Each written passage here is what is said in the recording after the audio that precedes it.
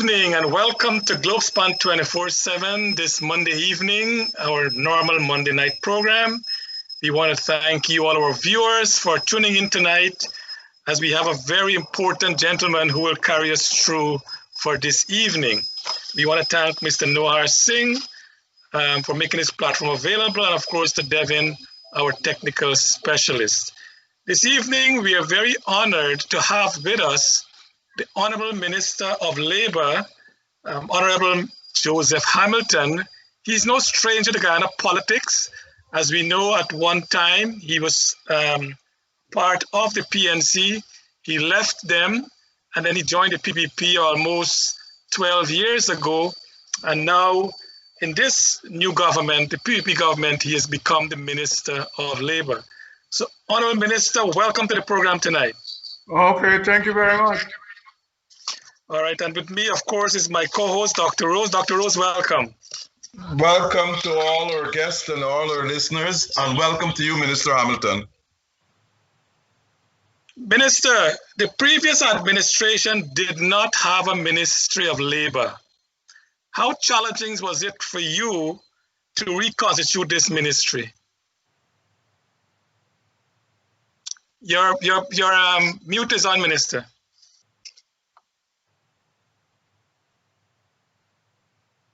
Yes. Yeah. Your mute is on. I'm happy to. You know, I was appointed the 5th of August.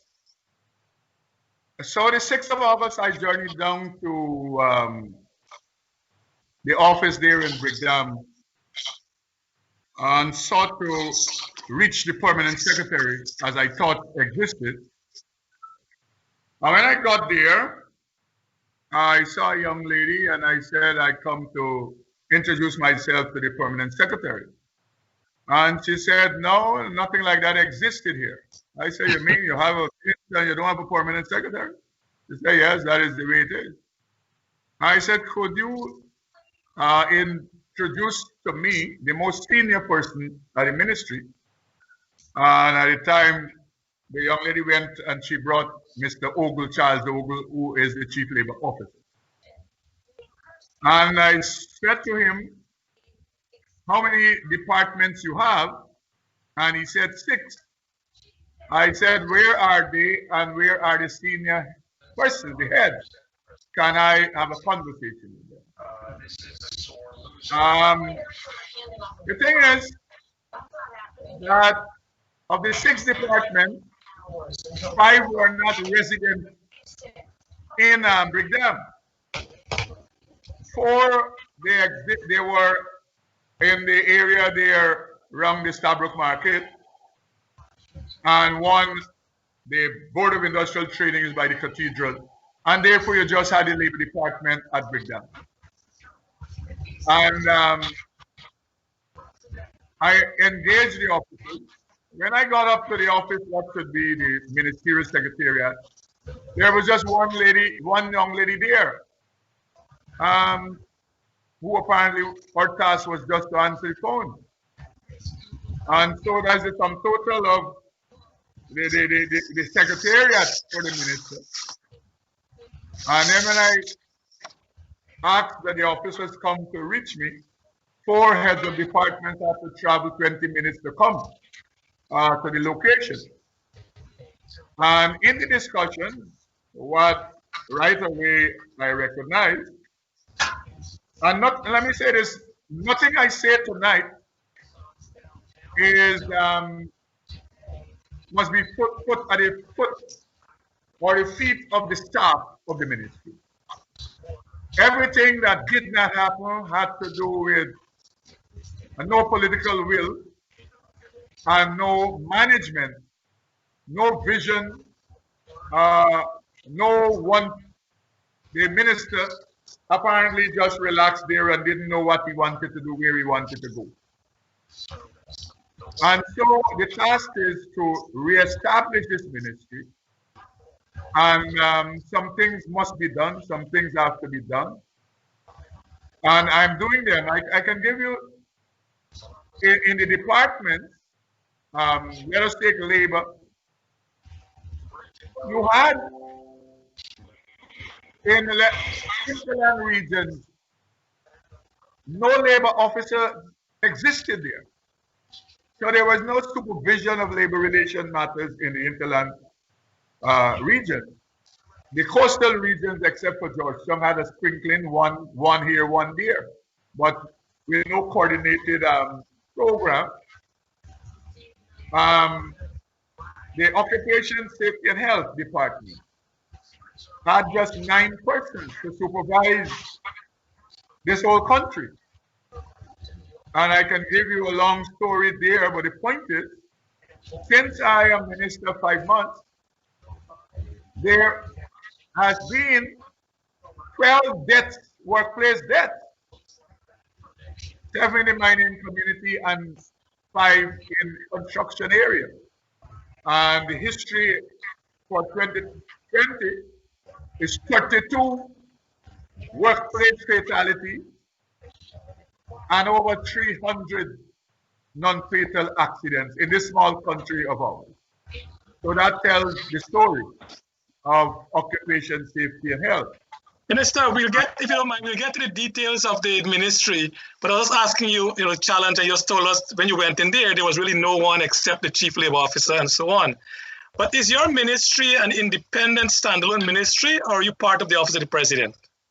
No, it's an independent standalone ministry. The ministry, before the 5th of August, came under the Ministry of Social Protection as a department. And that is the link, and you have a full-fledged ministry existing, Ministry of Labor. And what we are doing now is to establish administrative departments, because none existed at the ministry. No accounts department, no HR, no IT, and so. They only had the 6 technical departments. Wow. But Minister, as part of your responsibility, we just said about only a small core of people you had there, is your plan to have officers throughout all the regions, labor officers? Yes, and I've been successful in making my arguments. And I can report to the nation that the complement of occupation safety and health officers would increase from 9 to 27. And labor officers will increase from 16 to 26. So we are tripling occupation health and safety officers. And the plan is to ensure that every region outside of Region 4, at least they have 2 occupation safety and health officers. Thank you. Dr. Rose? Yes, Minister. I want to go back to something. And your background, that's very, very important. A lot of people don't know your background, where you came from and so forth. Can you give us a brief review of your background? Okay, my background is I'm an ordinary country boy born in Triumph Village, East Coast, Demerara. Grew up with my grandparents and aunts and uncles, a lot of them. My grandmother made 18 children, so that could tell you how many persons existed in the house at the time. Growing up with, incidentally, and you all would know that in those days, if you didn't make Queen's College or Bishops, your family had to pay for you to go to secondary school. Okay. I was lucky at that time to get a PNC scholarship to go to secondary school. Okay. Because of the relationship of my grandparents to the PNC. So that is how I got secondary education. And coming out of that, as I've just indicated, at the level of my profession, in North America, again, I was lucky to develop myself because, at that time, the IT age was upon us, and I sought to ensure that that is the credentials I will go back to Guyana with, because I thought that was an important credential at the time, and what Guyana needed, and therefore I developed myself in North America. And I came back, as I said, and my first job here was working with a UN program at that time in 1990, 1992, to overhaul the Guyana Elections Commission and computerize it. And, you know, I moved from technician, and my political involvement stemmed from me going to give advice that is of a technical nature. And at the PNC, I served there in the executive for about 10 years. And then in 2009, I was paying attention to this, developing my business and so on. 2011, I support Donald Rambutar and the PPP. And that is the background. I served in the city council. I'm one of the few persons who have served in the city council here, the regional democratic council, and in the National Assembly. Okay. Now, as my colleague just said, when you took over, there was no Ministry of Labor. Now, the Ministry of Labor has been established.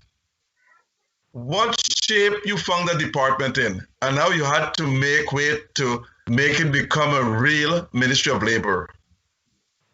Well, one of the things, let me say this, the attitude that I am changing, I wouldn't say attempt because I'm making some progress, is this. You have in Guyana where, for whatever reason, and I suspect fear is one of the determining factors, public officers do not supervise public sector entities because they're of the view that public sector entities, you should have hands off. And so we have that deficiency in supervision, because if the officer only pay attention to the private sector, DDL and banks, DIH and the mining industry and so, and he fails to pay attention to the hospital and the government agencies, where at the level of labor relations, you might have a tyrant running the ministry or the agency, and he's not being read, or she, the Riot Act from the Ministry of Labor Department. Same thing with occupation, safety, and health. You might have people working in very unsafe conditions in the public sector. And because there is no supervision regards health and safety, people end up, and we are suffering. And we have had such an experience here in Guyana, where if you I don't know if you remember the story, where we have had at the level of the Gold Board, employees being contaminated with mercury, and some of them had to, you know, be medical leave and intervention for several months. There are allegations that people might have died from it. So I'm just giving you that to make my point. There was no supervision, and as I have went through the length and breadth of every region in 4 months with all the technical officers, and we have visited and we have seen tragic health and safety matters of public sector. And so I'm giving you, whether it be labor relations, whether it be occupation safety and health officers area, you have to be even-handed. The same way how you will give a citation to the CEO of a private company, the officer must be able to give it to a permanent secretary for breaking the law, because the law is not a private sector law, it's a public sector law. So that's the first, one of the first things I had to get over to officers. And I have said to them, I know the terrain, you know, as a politician. And I have said to them, you know, any call that is not of administrative nature, you just call me and I will deal with the rest, because I want the officers to do their work. We cannot continue, my good friend Mr. Rose and Sobrin, we cannot continue where young people continue to die in mining pits and on construction sites in this country. and we do nothing. Tomorrow, I am to address, AMCAN has a conference to deal with this matter, health and safety, where I will present my the vision we have for the ministry, so to speak, as regards this matter. And whilst I speak to you, we have oil and gas in this country, and we have no one that is technically competent at the level of oil and gas, or at the level of OSH in oil and gas or labor, to supervise the oil and gas. Okay, Minister, we're gonna go to that. We're gonna go to that later on. But I just want to talk about something here: minimum wage. Okay. The government has a minimum wage, but it's not being adopted in the private sector.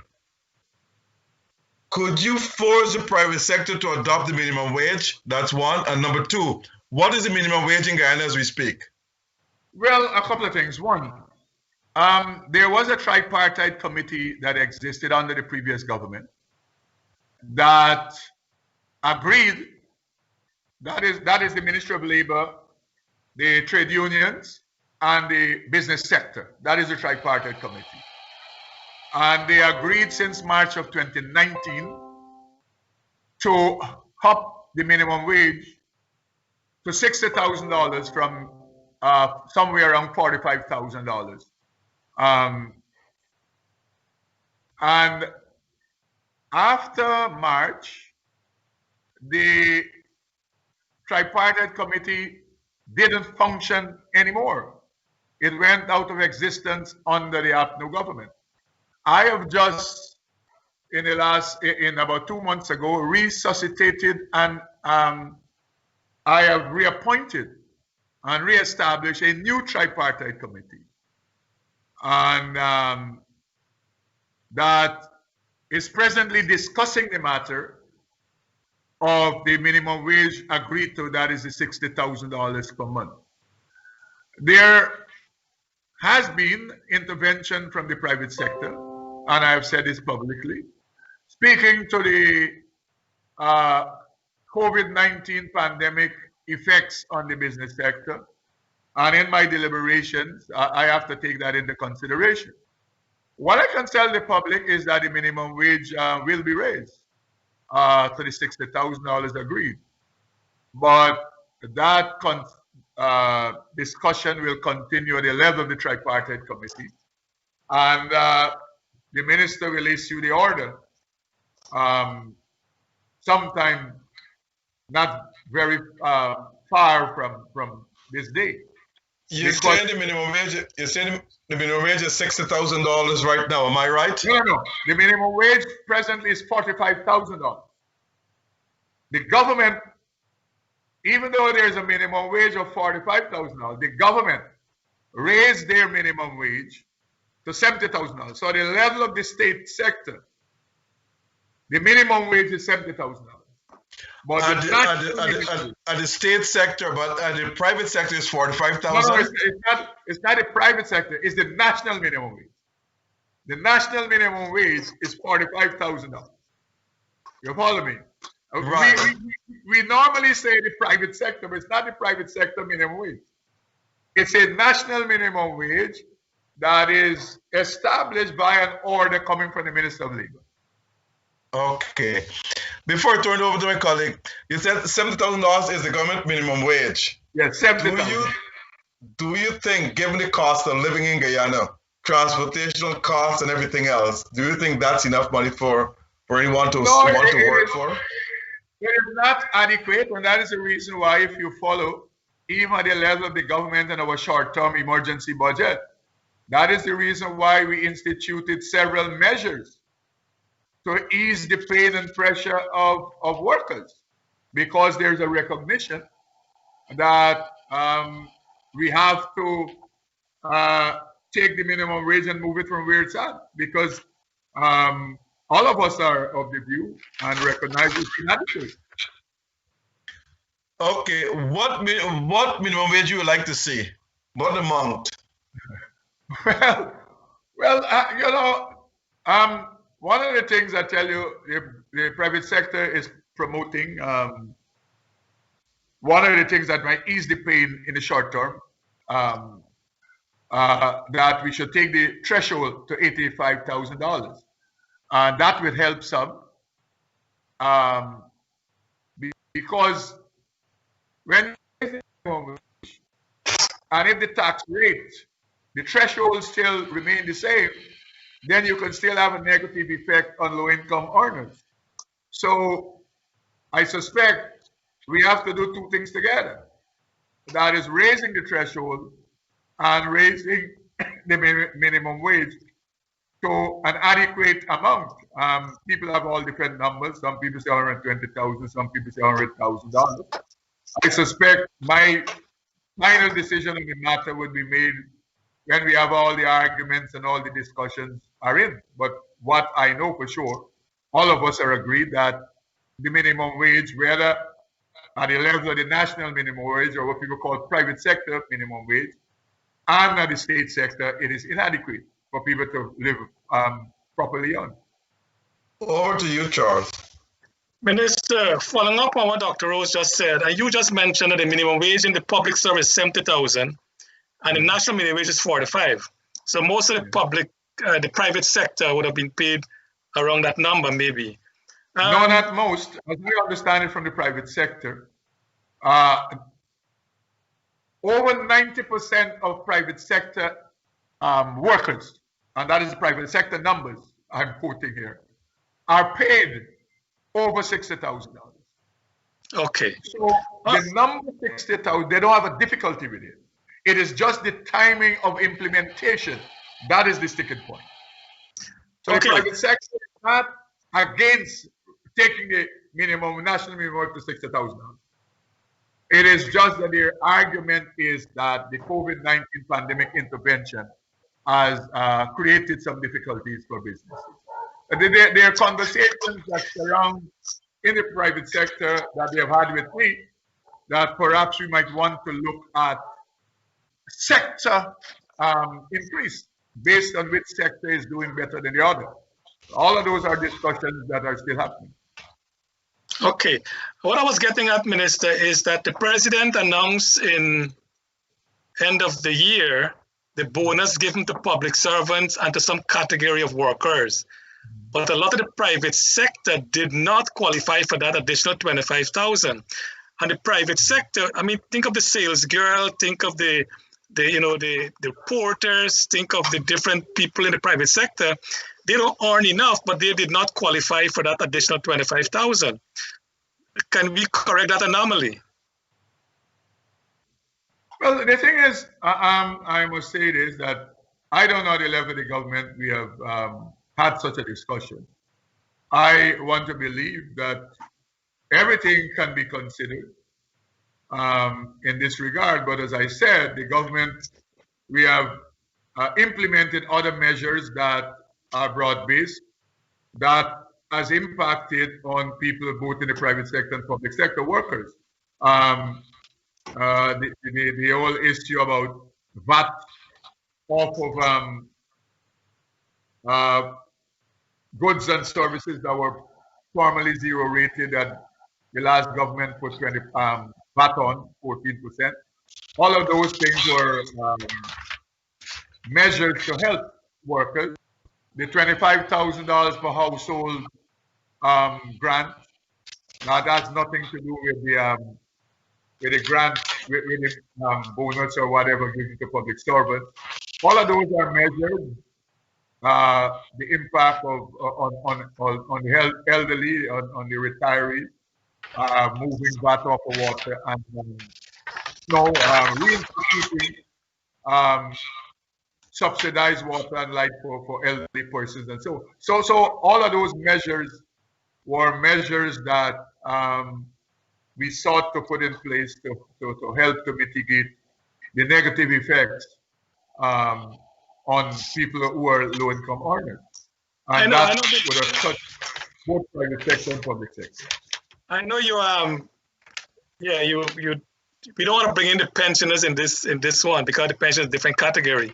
but I was talking more about the younger people who work and their income is less than the minimum wage or near the minimum wage, and they did not qualify for the 25,000 that the president would have offered to public servants and to sugar workers and different categories of employees. My recommendation, Minister, is that maybe we should maybe look at the national, those who file their taxes and use that database to give benefit to those who need. Because what I think will happen is that what the president did is magnanimous, but that opens itself for a lot of corruption. Because we don't know if people are double dipping, people are getting paid who are not supposed to get paid, things like that.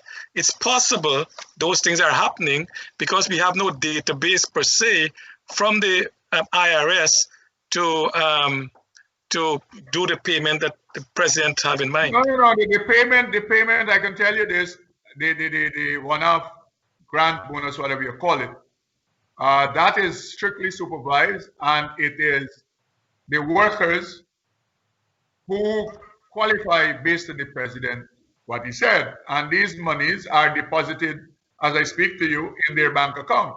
So these are employees that you deal with. So there are no ghosts as regards that $25,000.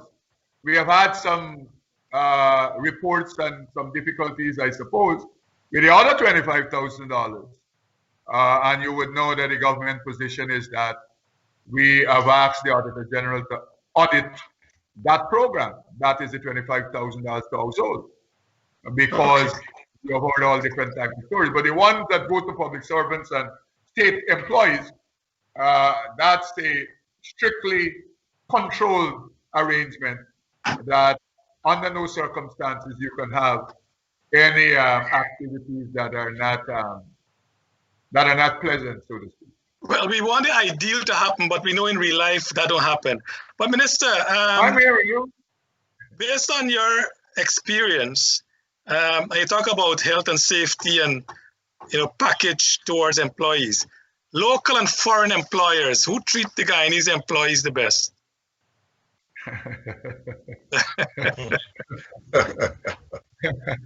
Let me answer this way. Let me answer this way to make this point.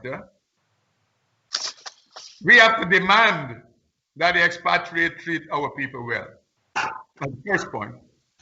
And I, as Labour Minister, I have had engagement with the oil and gas company, all the companies, or most of them, and I still continue to engage. And I have made two elusive points there. One, that they must make every effort to ensure that if workers want to be unionized, they are unionized. Or if they want to establish workers' representative organizations, they must facilitate it. And two, the concept of equal pay for equal work. Because I have heard several stories in the oil and gas sector, and I've had this conversation with ExxonMobil and all the other people making the point. But you would recognize, I started out by making a point to you that presently, as a nation and as a ministry, we are not at the place where we have labor officers who have the competencies to supervise labor relations in the oil and gas sector. And that is one of the issues I have to quickly grapple with. So I have had reports that come to us from both sides of town about mistreatment of workers. So I wouldn't pick on one or the other. I'm just making the point that my expectation is that workers' rights must be respected and the concept of equal pay for equal work. And I have said, if I have to utilize the law to allow for custodial sentences of employers, I will do it. I don't have a difficulty with it. Because, a man who has a lot of money finds sometimes don't move him or her, you know. So you might have to do other things, and I'm prepared to do that because at the end of the day, I want workers' rights to be respected. I want people to be paid what they're due, and I will ensure that the law is upheld rigorously. And I've started to deal with some of these issues, both for companies that are overseas companies and Guyanese companies. One of the things we have to examine are some of the types of contracts that the overseas companies are giving employees. We have had some difficulties with some, and we have sought to advise them that they were breaking the law. You know, and so presently I'm using correct methods with engagement. But the day will come very shortly once I have the bodies. I just told you my complement of labor officers will increase from 16 to 26. And we will have to reach this place very shortly where people are incapable of dealing with carrot and suasion. We might have to use the stick.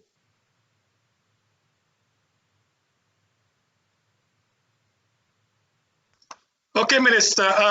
When we come back, we can take a break now. When we come back, we want to talk about, I know you mentioned there is no professional to undertake safety for the oil and gas sector.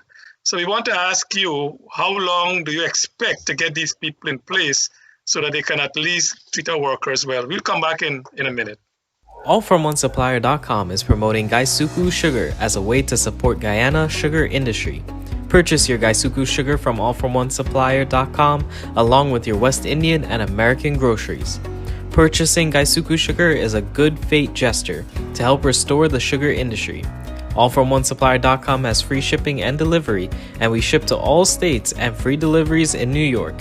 Log on to allfromonesupplier.com or call 718-551-3292. That's allfromonesupplier.com or 718-551-3292. Travelspan has low fares on American Airlines, Eastern Airlines, Caribbean Airlines, and JetBlue. Let Travelspan shop and compare prices for all 4 airlines. Guyanese now have choices, so book your preferred airline through Travelspan.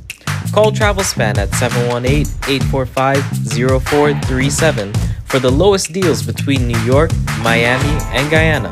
That's Travelspan at 718-845-0437. From Miami to Guyana, rates are as low as $186 one-way and $417 round-trip. Deals from New York to Guyana are as low as $191 one-way and $475 round-trip. And Travelspan is also offering shop and ship. So if you cannot travel, you shop and Travelspan will ship all your items for you. So call Travelspan today in New York at 718-845-0437. In Georgetown, 227-1701. In Berbice, 337-4287. And in the West Coast Demerara, 269-0140. Travelspan has several offices to serve all your needs. So call Travelspan today.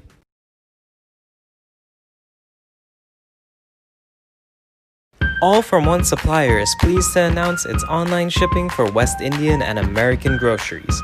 Order online at allfromonesupplier.com and with free shipping and deliveries to any part of the United States. Save time and energy to shop for all of your West Indian groceries from the safety of your home or office. We carry West Indian products like curry powders, meats and fish, dashing bush, pepper sauce, sodas, and your favorite snacks. All From One Supplier has it all. All From One Supplier fulfills and ships your order directly to you. So visit All From One Supplier today to start shopping or call All From One Supplier at 718-551-3292 to handle all of your West Indian grocery needs. That's All From One Supplier, 718-551-3292. Free shipping, free deliveries, or curbside pickup from allfromonesupplier.com.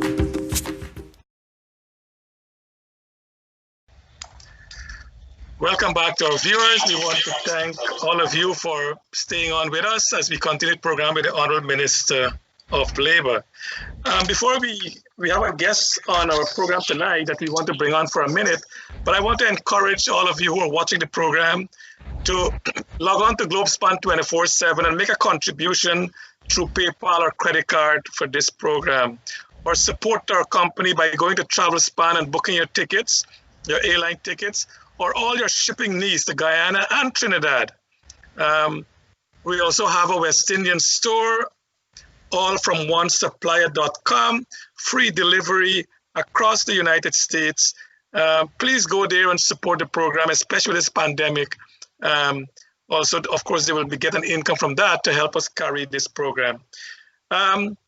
Just a minute. For all your travel needs and shipping needs, my fellow Guyanese, go to Globespan and you'll have some of the lowest fares you can ever get by traveling to and from Guyana or to the Caribbean. Globespan is your best travel agency in town. So visit TravelSpan rather. So visit TravelSpan and make all your travel needs become a reality. In addition to that, you can call them if you want to change your ticket, and it's easier for them to do it for you rather than going to the airline. We have with us Mr. Vishnu Mahadeo. He's an executive director for the Richmond Hill Association, and he want to talk to us about what's going on in Richmond Hill with this virus. Vishnu, it's over to you. Well, thank you very much, Mr. Subram. And this is Vishnu Mahadeo from the Cottage Home Care environment also. We are very concerned that our COVID rate is more than 16%. And so far, we have not had too many people getting involved to bring down our numbers. After an alarm was sounded off last week, Senator James Sanders responded, and on last week, Saturday, we were able to have a COVID PPE distribution over by civils. And that was very effective because we were able to get quite attention from the community. Then New York got involved in promoting the awareness in our community. And since then, we had support from the mayor of New York through the CAU unit that provided face shields, the Queensborough president with face masks, and Assemblyman Weprin with sanitizers. However, what is very important, you need to make sure that you sanitize your hands as regularly as you can, wear face masks, and at the same time, keep your distance of 6 feet. For those of you who would like to be tested, we are going to have a mobile test unit on Liberty Avenue this week from 8 a.m. Between 123rd and 124th Street. And on Saturday, we will be having Senator Sanders coming back again to distribute the PPE. We need your support and cooperation to bring this number down. Thank you. Thank you so much, Vishnu. And I want to appeal to all our people here in the US. This COVID problem is real. Almost 400,000 people have died in the United States from this virus. Please do not be one of those people. As Vishnu said, take all the precautions possible. Wear your mask, sanitize your hand as much as you can, and hopefully we will not succumb to this virus. Thank you so much, Vishnu. Minister, when we left, I know you mentioned earlier that the health and safety, you don't have the technical people to ensure that those who work in the oil and gas sector, and you talk about even the gold mining, the pits and all these things. Do you have in train a plan of action to ensure that we get these people up and running as soon as possible? And when I say as soon as possible, can you give us a timeline when this can be put in place? Okay, let me just say tomorrow morning at 8 o'clock, AmCham is holding a virtual conference to deal with HSSC as they call it. We call it OSH here in Guyana, where they have asked me to open the conference, and I would outline the short-term and medium-term plans for the ministry and for the government to deal with this matter. But building upon that, as I've said earlier, the first challenge you had is that you did not have enough bodies to supervise. We have been able to be successful in that regard, where the Public Service Ministry, they have now indicated to us that we can move the complement of OSH officers from 9 to 20 to 30 rather, to 30, sorry. From 9 to 27, sorry. Well, we had 3 vacancies. So as I speak to you, I have to now, the ministry, we have to advertise to bring in and to train average 21 persons to be placed in the different regions to cover mining, forestry, construction, whatever. And then at the same time, for those officers who are there, we have to now upgrade them to be able to supervise the oil and gas industry. Not just oil and gas industry, the maritime industry. That is a responsibility that for decades, neither Labour or OSH ever supervised. But now we have a joint technical committee with Marit. So we have to train officers and specialize them in the area of maritime, in the area of OSH. The short term to get officers up to where they should be, I would say is by the second quarter. Because by the second quarter, I should have officers that are competent enough to be able to be sent rather on one of these FPSOs and whatever is happening out there to supervise and to engage all companies. So that's the first thing that has to happen. Okay. So you're saying within the second quarter of this year, we'll have those. Yes, I am assuming based on everything, the training program that we have set out and the engagements that we plan to have. And coming out of tomorrow's program, I plan to do a lot of BEGGING for support. Okay, Minister. Minister, you know the problem we have in Guyana with employment opportunities. What will your ministry do to ensure that there is fair and equal employment opportunities for all Guyanese, irrespective of their political affiliation, their ethnicity, or their gender? Okay, the first thing we have to do, and we will do it this year, we will launch a labor assessment survey. That is the Ministry of Labor, handled by the Labor Department and the same OSH department and the Stats Department we have and the Central Recruitment and Management Agency. Because I think for us to plan properly, before we reach to employment, we have to be clear as to what are our needs in this country. I don't think we know. And this survey is to help us at the Ministry of Labor so we can advise government properly and advise sectors properly. Building on that, I have planned and I have already established a tripartite steering committee to plan a conference to deal with the issue of vocational and technical training in the country. Because we have all this training happening, but there's silo training programs. Everybody is doing their little thing in their own corner. And I don't think we have been successful. I give you an example. I went to quarantine and spent 2-3 days and engaged the Chamber of Commerce up there. And the Upper Currency Chamber is saying to me that they have dozens of tractors and combines that cannot be repaired because they don't have mechanics. So the question is,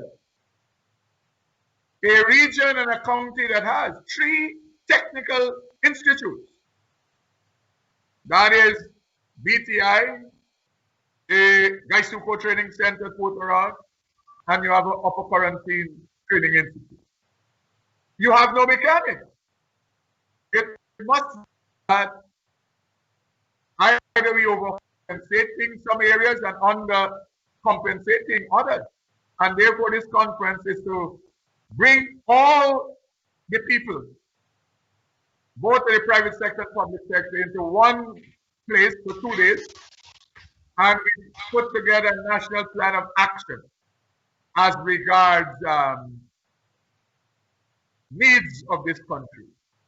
Concomitant with the survey, we will get a picture as to what we have, what has to be done at all levels, so that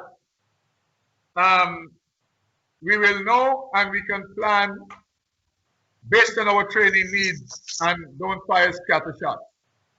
The other thing we plan to do, in conjunction with the University of Guyana, we have set up a joint technical committee with the University of Guyana to ensure that in every discipline, the final year students,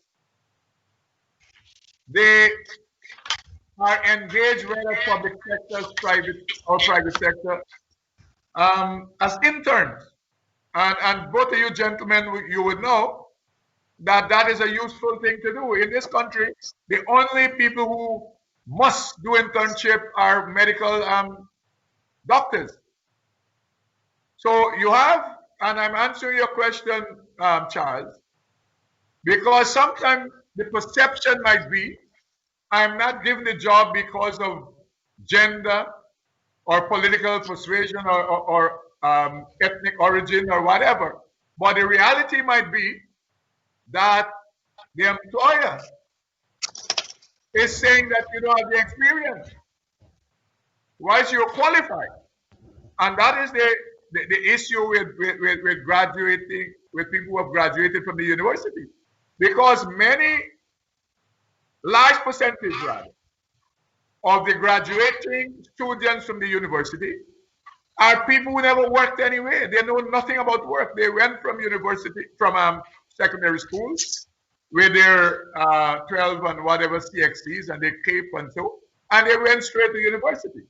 So while they might have their first degree, they have no affinity, no understanding to work and its environment and the issue of a discipline and issue of management and all the issues.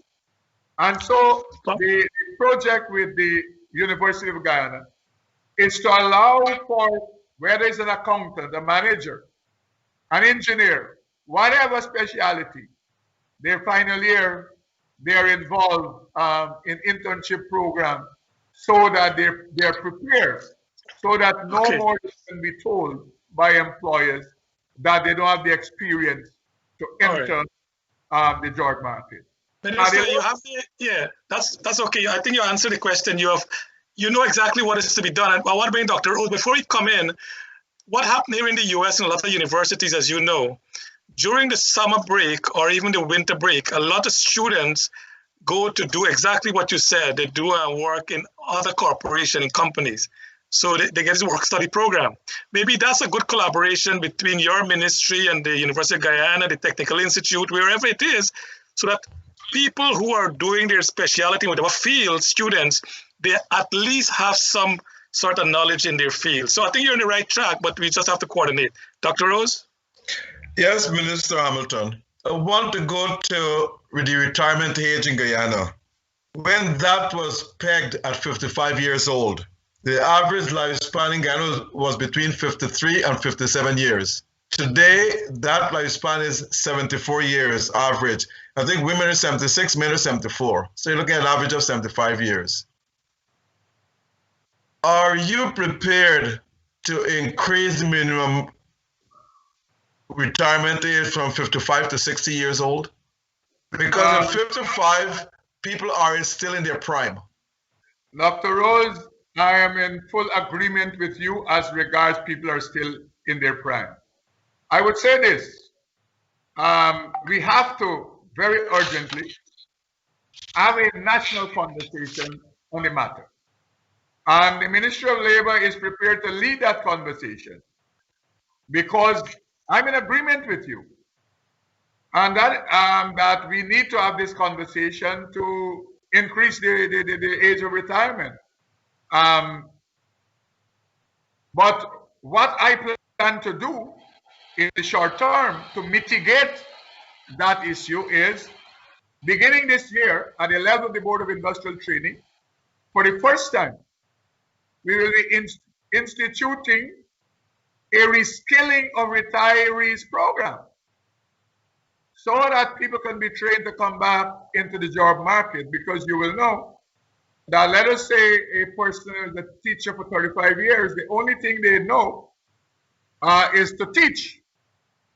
And whilst in that area they might not have opportunities, we will give them opportunities to reskill themselves in areas that they might have an interest in, so that we can bring them back into the world of work, so that they can contribute. Because I don't believe that this large volume of people that we have out there, it is good for our development.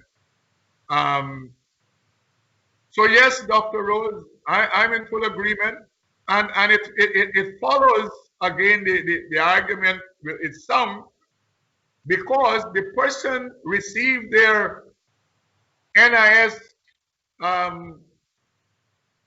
pension at the age of 60.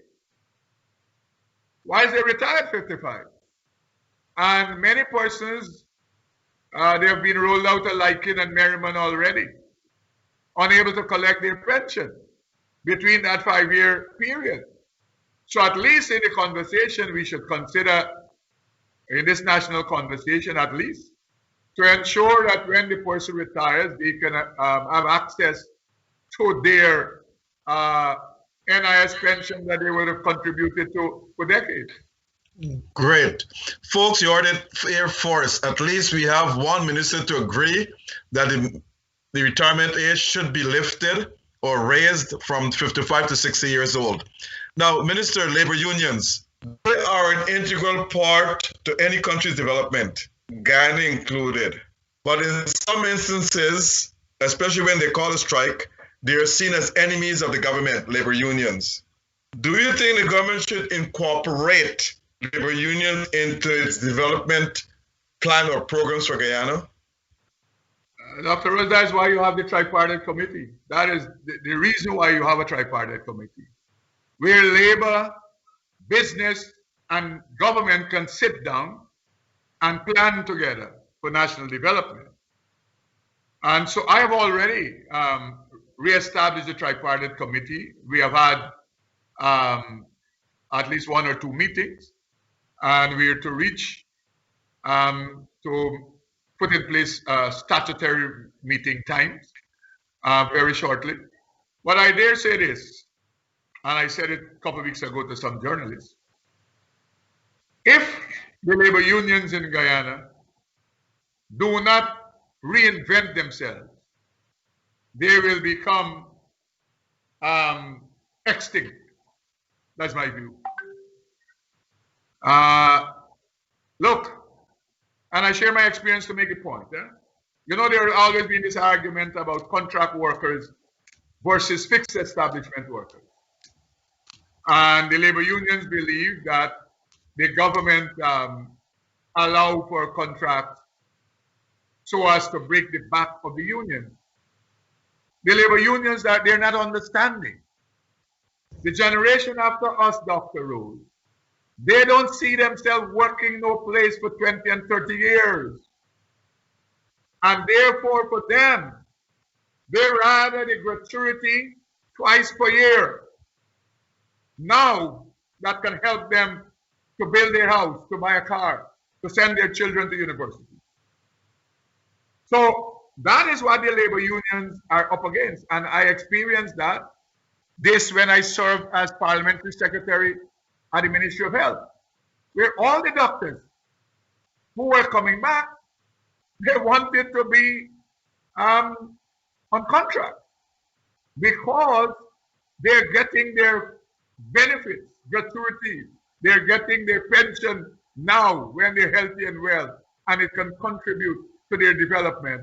And I've had instances where young doctor come to me to say, Mr. Hamilton, when I get my year-end gratuity, this is to buy the windows to put into the house. You follow me? Okay. So that is issue. So the labor unions are up against that. And I will say that they have to reinvent themselves, whereby people have confidence in them, that even though they might be contract employees, they see labor unions as useful, that they can join independently. That is the issue. And the other issue with labor union is that it has to replenish its leadership. That is one of the fundamental issue. People take it over and like they own it. They're not retooling it with younger blood, new blood. You understand me? And this is not the age of Critchlow and Carrington and Polydor. We're in a different place, a different time. Okay. And further, when the country starts to expand and workers have more options to choose as regards jobs, that the labor unions will have to face that. And so they have to be thinking about the new age. And the present leadership across the spectrum are incapable, based on everything I've seen, of thinking new age trade union. And you gentlemen would know, and I'm sure in your studies and so, you would have paid attention to the United States, where the labor unions had a grip on government and the state and power. I said, 2 decades ago, 3 decades. Now we don't have that. So that has been there has been a great shift in the United States and around the world. Okay, agreed. Now, labor unions, it's coming from the Minister of Labor. You have to reinvent yourself and you have to replenish your leadership. Do that in order to meet Guyana's new age development. Now, Minister, it has been reported time and again that teachers and nurses and qualified civil servants are not staying in the country. There's been a shortage of them, mainly because of the low wages being paid in Guyana vis-a-vis the rest of the Caribbean countries. Trinidad was told has taken a lot of our nurses, Barbados and all those other small islands in the Caribbean, and paying them much higher wages. Do you think that the nurses and teachers and civil servants should have a substantial increase in salaries in order to attract the brightest and the best and to retain them in Guyana? Dr. Rose, let me say this. What you just outlined there that has been an age-old problem, my prediction is that in 6 months to a year, more so 24 months, that will change. Okay. That's my prediction. Right. It will change.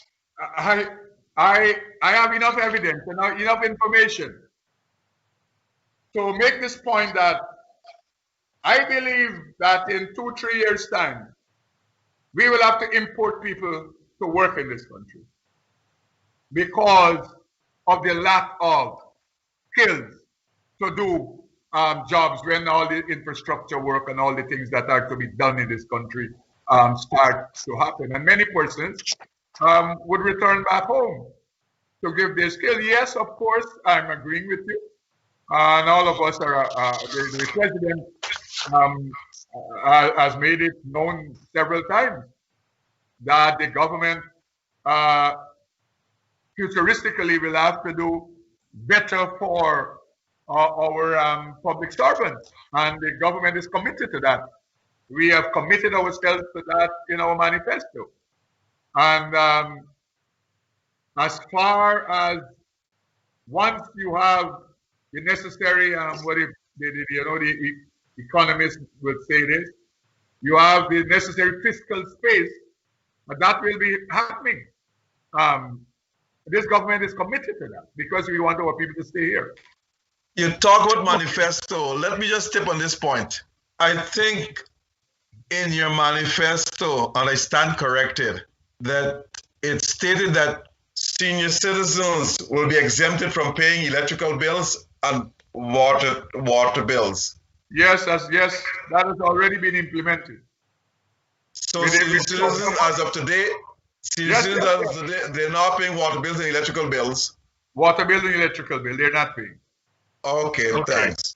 All right, now, Minister, thank you so much. When we come back, we would continue this discussion with our commercial break, and we'll be back shortly. Okay, gentlemen. Cannot travel due to COVID?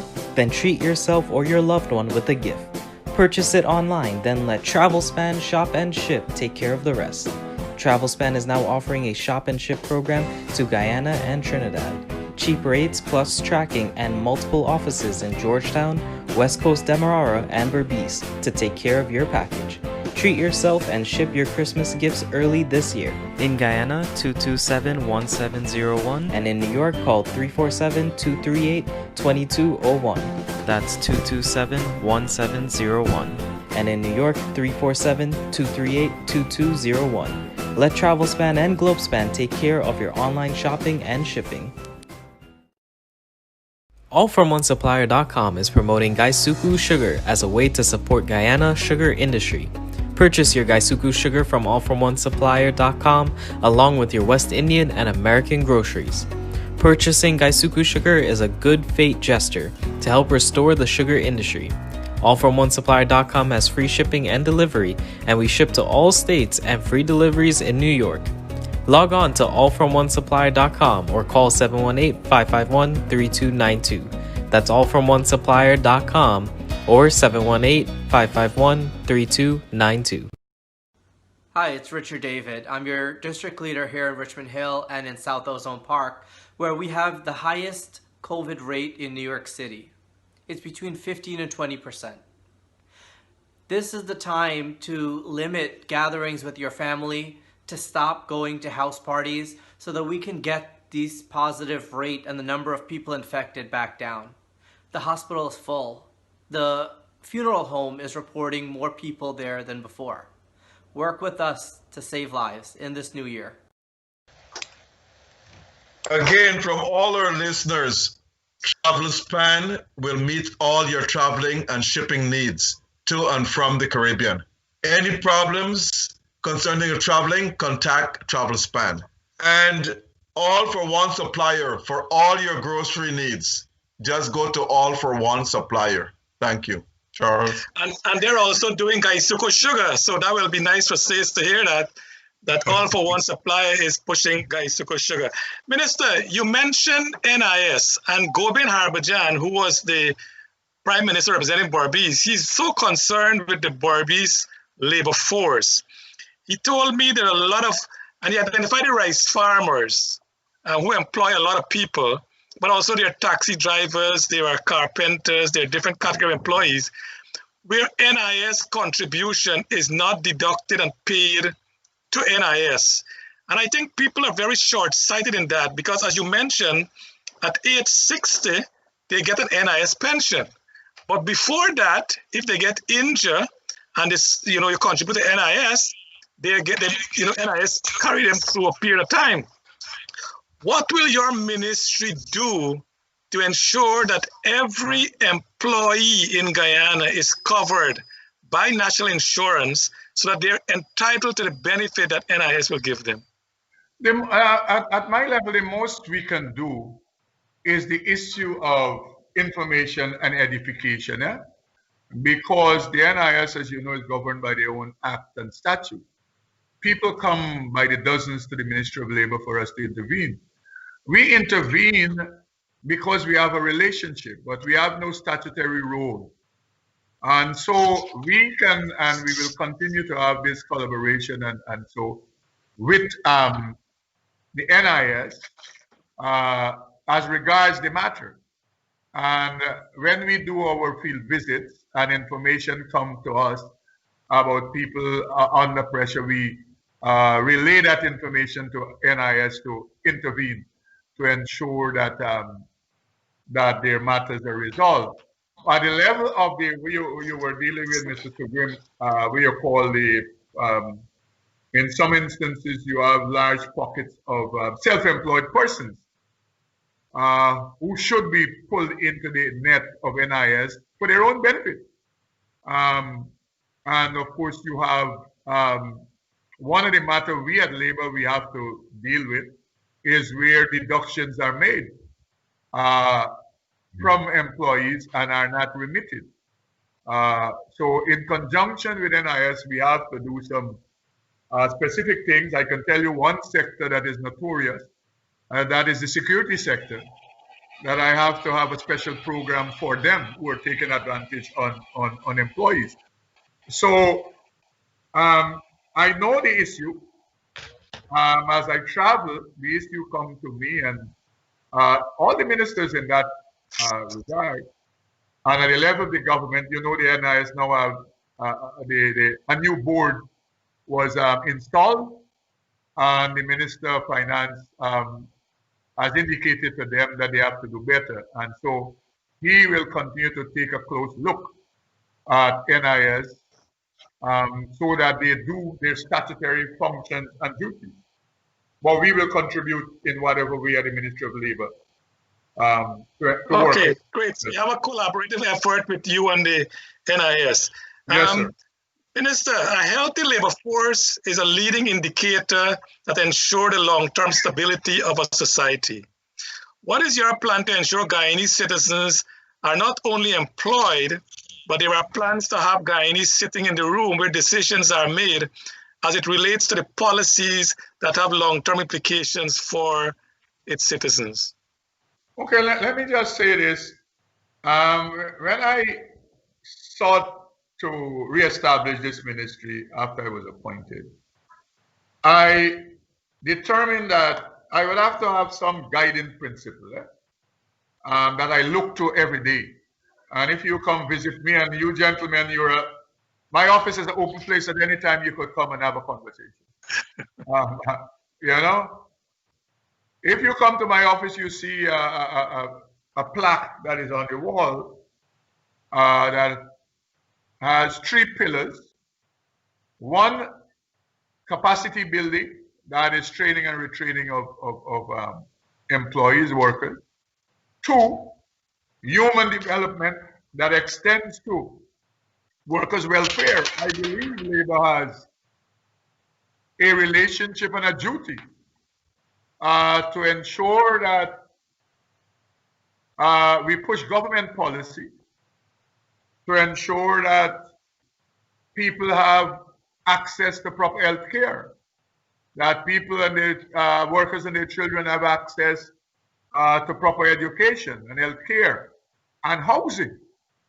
So I have set myself that task at the level of the government to do this engagement because the point you raised, Mr. Sugrim, holistically, workers, they have to be satisfied. They have to be of good health.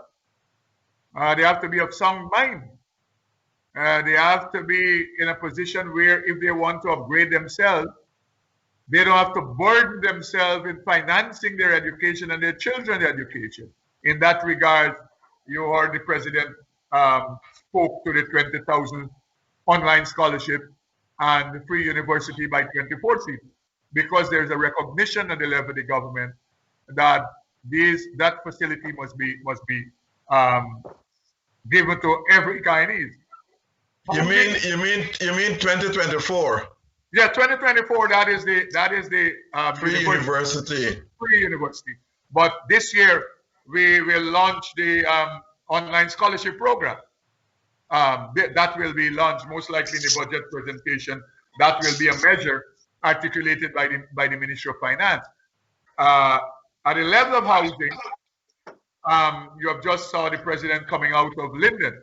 So whilst we have a national project, we have region-specific projects. based on needs. And that is what the president was speaking to when he was in Linden about their specific needs. And I can tell you that at the level of the Board of Industrial Training, which is a department of the Ministry of Labor, we plan to participate in the Linden project as regards training and that kind of thing that the president has articulated in conjunction, and we have already moved to establish collaboration with the Ministry of Culture, Youth and Sports so that we can work together to develop training needs and to shepherd that in Region 10 and in other regions. So we have a national program that will be rolled out, and we have region-specific programs as regards. Okay, great, Minister. I want to come to a sour point now. Russell, they closed the bauxite company down, and they said they were not making a profit, but they refused to open up the books for it to be examined. Now that's in your lap. What do you intend to do? Would you actually either encourage Russell to reopen up its plant, or you take it away and give it to another company? Because you have over 300 workers have been laid off. Okay, let me say this. When Russell, when he came into government, myself and the Minister of Natural Resources were instructed to engage Russell. And I led a delegation to engage Russell. And the first question I wanted to ask them is whether they're in or out of Guyana. They said that they're in Guyana, the fact that they attended the meeting. And we discussed Russell on recommencement. And what they raised it was primarily matters that are of technical nature and financial nature. And we said to them that you would have to put this on paper so that the government can study this. They have since done that. I'm briefed regularly by the Minister of Natural Resources on this matter because they're reviewing Russell's documentation. The last conversation I had with the minister maybe a month ago, he has indicated to me that you might have local people who have an interest in the recommencement of the bauxite industry.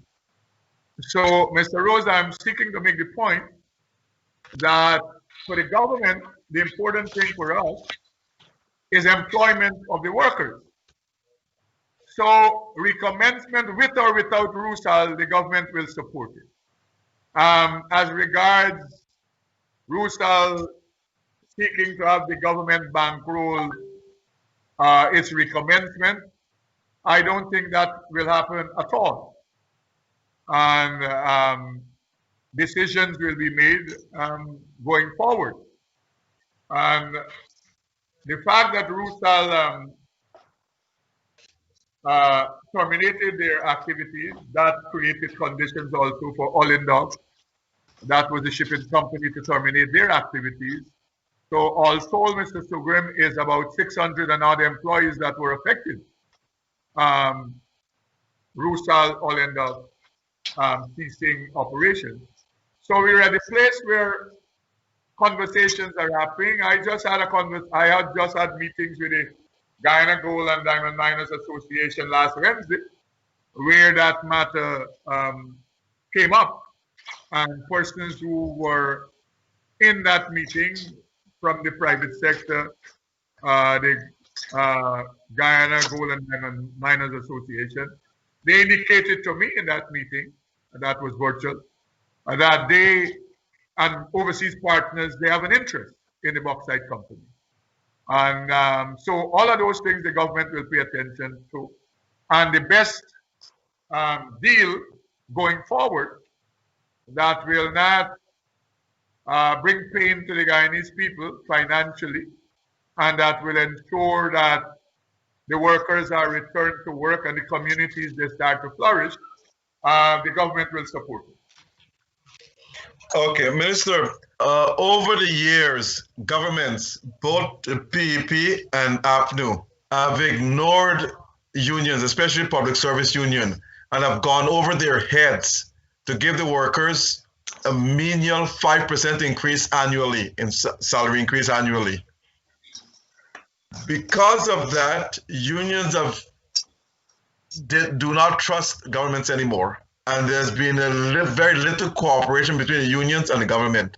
Do you intend to stop that practice and let the unions do their part by negotiating with the government in order to get a fair wage increase for its employees?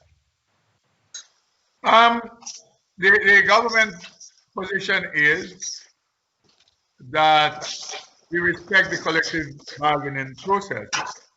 Just the other day, I was reviewing and refreshing myself with our manifesto as regards the issue of labor.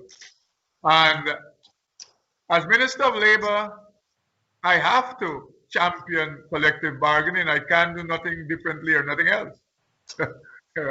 And so at the level of the government, when the conversation comes up, I will have to speak in that regard. And I am of the view, and I believe firmly, that the government will engage the union representative of the workers in this regard. But Dr. Rose, you know, you made an important point, but you stop short of dealing with the trust factor. The unions might not trust the government. I can say that the government also don't trust the union, and I can extend it to make the point that the workers don't trust the union. And that is one of the fundamental issues. So it's not an easy and cut and dry matter. Look, right now I am grappling with a matter whereby a large segment of the GPSU, all the workers that are represented by GPSU that work at GGMC, several hundred, they broke off from GPSU and established their own union that GGMC has taken them to court and so as regard that. So, and I can go on and on. If you engage people, you will see that, and I spoke to the issue earlier, making the point about union, they have to reinvent themselves. And they have to bring back trust of the workers don't trust them. But all of that said, I believe that the government has made it clear that we will respect the collective bargaining process. And as Minister of Labor, I will argue that case when the time comes at the level of the government. Okay, great. Now, and this is a very, be careful with this question.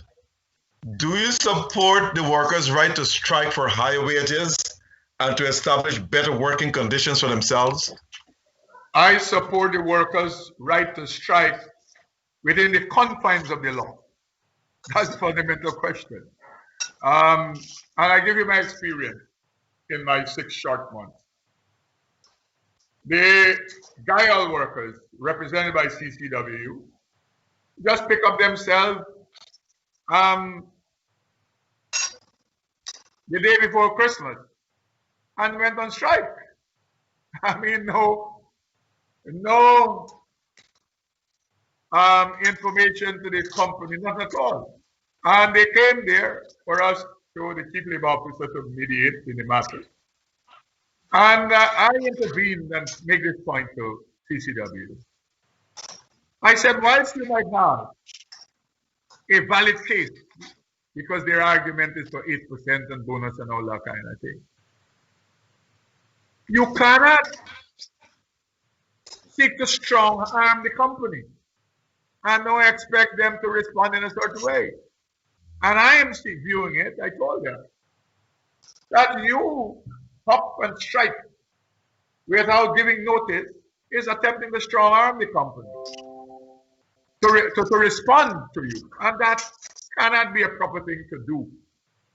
And I said to them, in my view, it's better you all go back into the room there and have a conversation that says we will review this matter, we will return to the matter in sometime in the future, and they have determined together based on the report to review the matter at the end of the first quarter. That is sanity, in my view. And so that was one issue. You know, we have had the issue where the GPSU broke all the laws as regards the PUC Essential Services Act. And you know, at the level of labor, people could be penalized for that. You know, breaking the law, and more so in the area of essential services. And that was another strike. One time it's a strike, it's a sitting, it's a go slow. You didn't know what it was. Again, attempting to strong arm the government when the government had already committed to pay give the frontline workers a bonus. The government already had committed. Okay, Minister. So the point I'm making by saying all of that is that yes, I support the right for workers to strike, but I will not support the right of workers to strike breaking the law. They have to uphold the law. They have to strike and do all the necessary things that they might want to do so that the employers can pay attention to them within the confines of the law. Total agree, Minister. Minister, Okay, I know time is running out and we still have a lot of questions for you. If you don't mind, if you can condense your answer to these couple questions. Corruption is a big problem in Guyana. How do you plan to curb corruption and bribery? And if you can, is there a time frame? I know the previous government, they said they increased salaries so ministers will not get into corruption.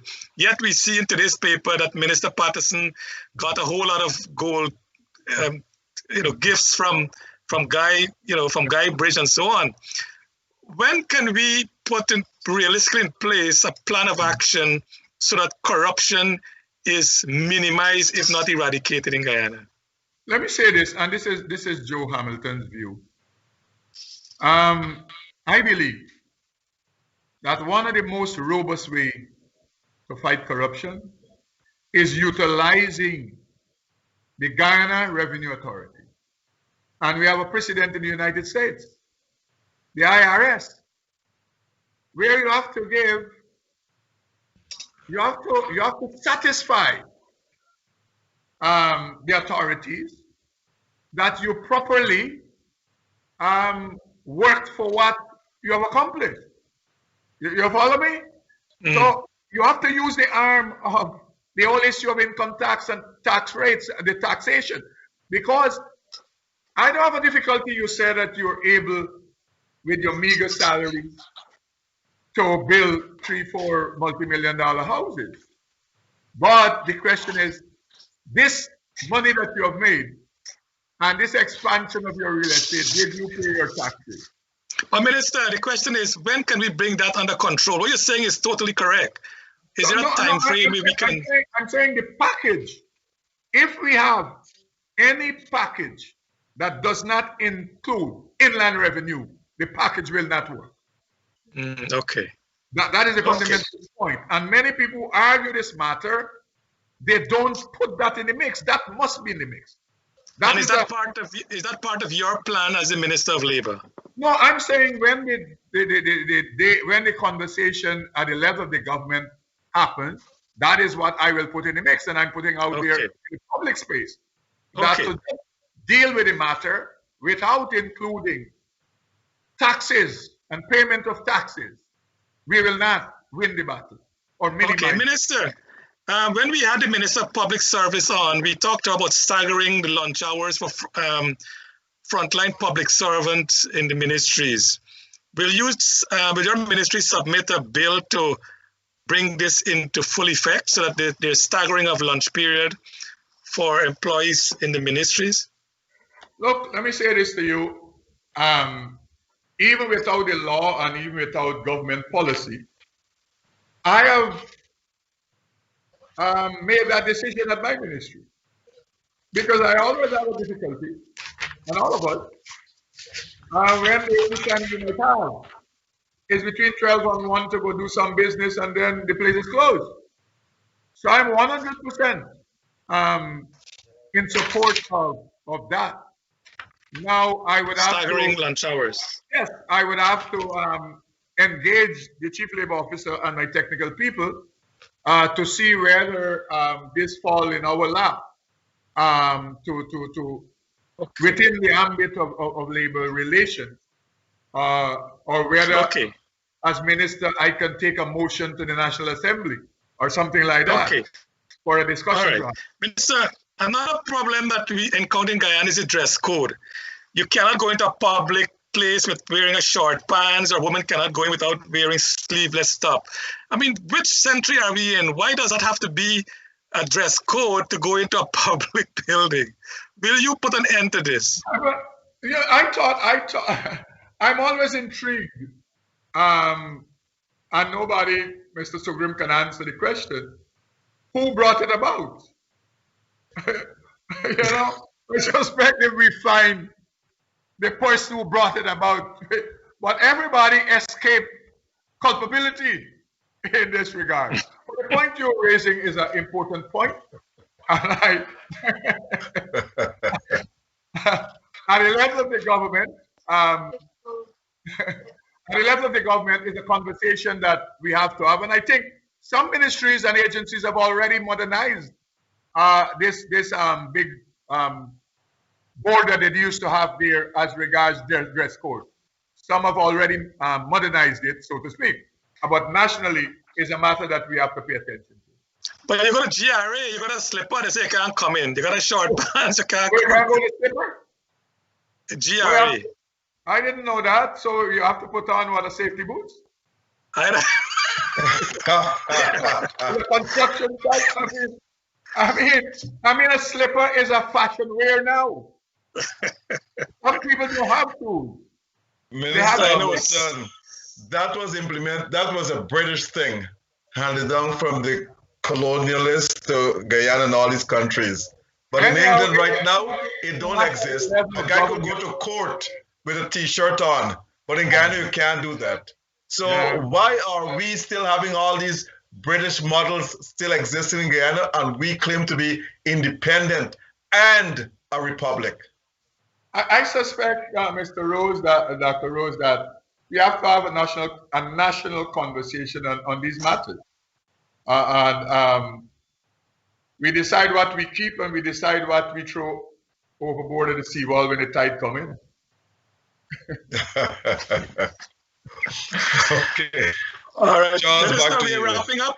We are wrapping up now. So is there, Doc, you have any questions for the minister? No, not.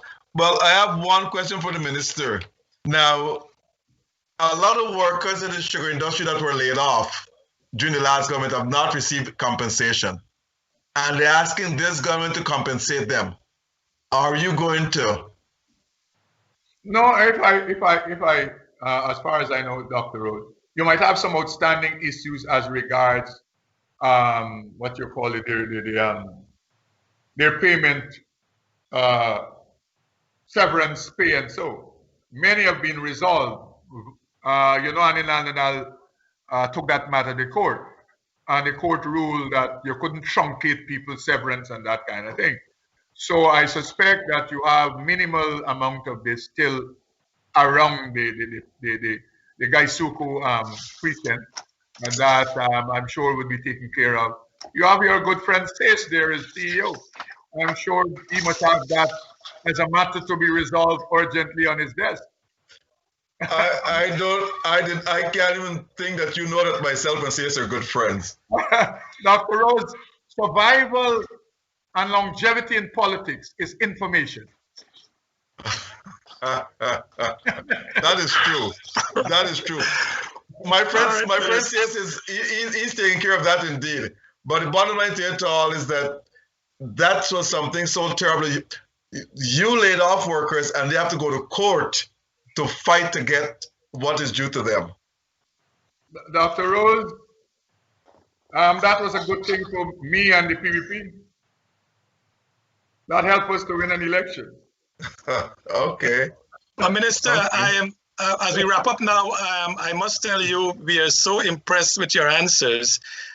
You mentioned you had very little experience in labor matters, but what you have outlined tonight, I think you do have a great vision for the ministry. And on behalf of Globespan 24x7 and Dr. Rose and I, we really want to wish you all the best. And we're hoping to have you on not too far in the distant future, so you can tell us some of the achievements that you have actually been able to realize in your stint as the minister there at Labour. Is there anything you want to say in closing, Minister? No, quickly, I just, I can come back sometime when some of the programs I've outlined, they are put in place, that I can report to the nation of progress. And importantly, we have this Department Board of Industrial Training that we will be expanding to every region. I will appoint officers in every region so that all regions can have the same access to Board of Industrial Training as regards development in communities. I will launch the program I made mention to of training or reskilling retirees. And we want to do a special project for training of disabled persons because I believe they must participate in the development of the country. So those are new things that will be happening at the level of the Board of Industrial Training. I've just constituted a new board. The new chairman now is Region 6 chairperson, David Armagon. And we are of one mind, like-minded. So we hope to do a lot of things there. We want to train about 5,000 persons in this year across the length and breadth of this country. So, Minister, that's a good thing in terms of the disability persons. Maybe call centers, have more call centers in Guyana. They can be a great source of employment for those people as well, in addition to others. So I think you're on the right track. Yes, Dr. Rose. Minister, quickly, the President Ali said when he went up to Linden that any contracting jobs or to develop Linden has to be given to Lindeners. Would you enforce this in almost every region? Because it's unfair for someone from Region 4 to go and do contracting work in Region 6 or Region 3 for that matter, when you have local contractors there. I will tell you the government is dealing with that matter. We would deal with that matter. I mean, Region 10 might have disadvantages, but I'm telling you, Region 1, 7, 8, and 9, they have greater disadvantages. And I have the difficulty with a roof from a school blow off in an Amerindian community, and a man from Georgetown got to go and fix it. That's why we are going into all of those places to train people to ensure that they can participate and they can become small entrepreneurs and contractors so that they can do the work. And that is part of the BIT mandate. That's why all of these training we will do through the length and breadth of this country. Again, Minister, on behalf of Globespan and myself and Charles, we wish you the best of luck. I know you're going to do great based on the answers you give tonight. And I hope you will achieve greater success within the next year or two. Thank you very much for coming on, and we hope to have you back sometime soon.